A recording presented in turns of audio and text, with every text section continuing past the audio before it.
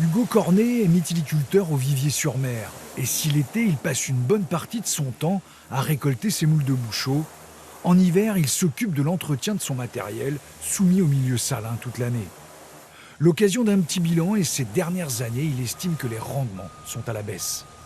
Une première mauvaise année il y a 3 ans due à la sécheresse et après on a eu 2 grosses années de prédation et on espère que ça va pas continuer parce que là on va dire qu'on est vraiment dans un mauvais cycle. Il y a 4 ans on était environ à 9000 tonnes de moules vendues et là on est à 7000.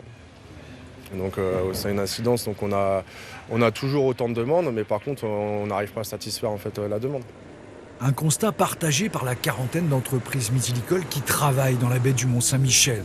Mais elles ne sont pas toutes impactées de la même manière par ce prédateur qui fait beaucoup parler de lui dans le nord de la Bretagne, l'araignée de mer. Les concessions plus au large sont généralement les plus touchées. Nous avons mis en place certaines choses pour effaroucher ce stock d'araignées. Mais ceci dit, elles sont en nombre, elles sont en masse, elles ont faim, elles sont voraces. Et je ne vous cache pas que c'est compliqué de combattre ce fléau. On essaye de mettre des choses en œuvre pour la prédation, on essaye de nouveaux filets qui sont plus ou moins satisfaisants, mais on s'aperçoit aussi que certains filets freinent la pousse. Donc au final, est-ce qu'on privilégie la qualité et avoir la quantité ? Une stratégie propre à chaque entreprise.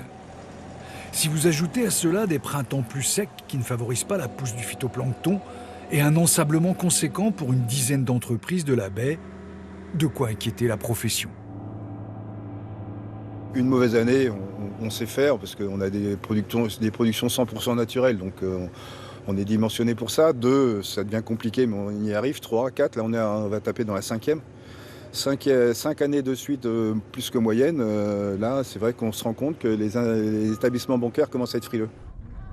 Une baisse de production qui touche une bonne partie de la profession mythilicole au nord de la Bretagne, une production entièrement dépendante de la qualité du milieu et des prédateurs présents.